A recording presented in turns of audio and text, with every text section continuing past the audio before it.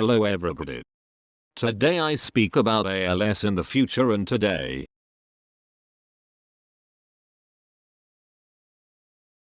I will discuss the following topics.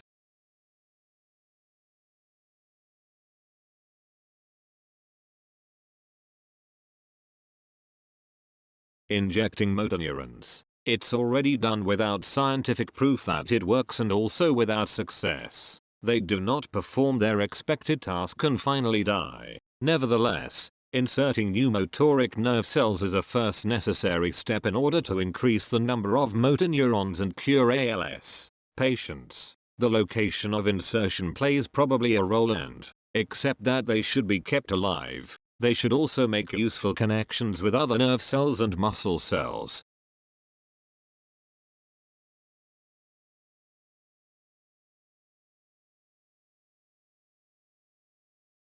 Making useful connections between motor neurons and other nerve cells and muscle cells is required in order to cure an ALS patient. This can be seen as a large collection of very big neural networks which have to be repaired or remade. A human has approximately 600 muscles and on average 10 motor units for each muscle. Each motor unit is one neural network. In addition, one nerve cell often has thousands of connections and some muscles need to coordinate. A similar achievement needs probably hundreds of years and may even never happen.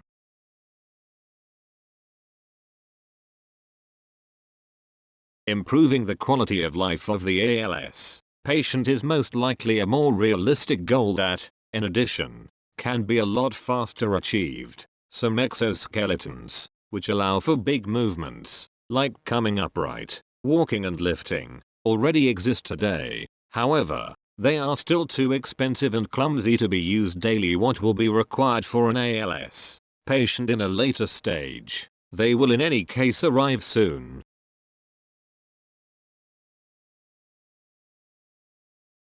For more delicate movements driven by the brain, we still have to wait for the muscular performance enhancer. This tool of the near future will read and comprehend the driving signals of the brain, which should be sent to the muscles where they will be translated into the correct commands to control them. By doing so, the muscular performance enhancer will gradually take over the connecting function of the nerve system.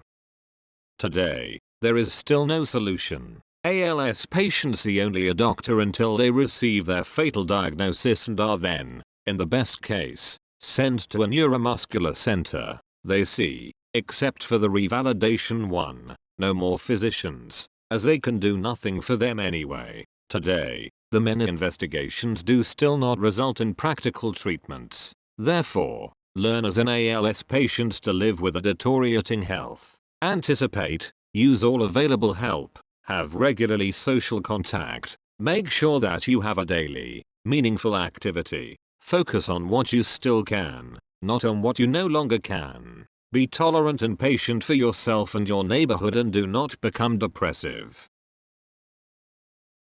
Maybe there is for a number of ALS patients, especially for those who not yet have problems with breathing, a little bit of comfort. Muscle cells release chemicals in order to become connected with nerves which receive them. Improving the movements of the limbs will not happen anymore because the involved muscles are too far away from the neurons in the spinal cord. However, it's probably otherwise with the muscles that are closer by, like those responsible for speaking, swallowing and breathing. Even the abdominal, back and neck muscles are candidates for this. Nerve pathways should also have enough room to wriggle in order to be able to form connections. I would in any case encourage ALS patients to start with breathing and speaking exercises immediately after their diagnosis, even if they have not yet difficulties in these areas. Additional connection may possibly slow down the course of ALS. The disease can possibly be postponed or not happen at all, but they must be able to intervene before the illness starts. This can be done easily in genetically marked familial ALS. It is however far more difficult for the sporadic form, and regular screening in order to find still invisible malfunctions will be necessary. However, treatments that may prevent or delay diseases when there are still no visual symptoms cannot be decently tested. Perhaps a similar approach as for the approval of vaccines could be applied, in which only the expected effect is achieved before one is ill instead of recovery for one that is already ill.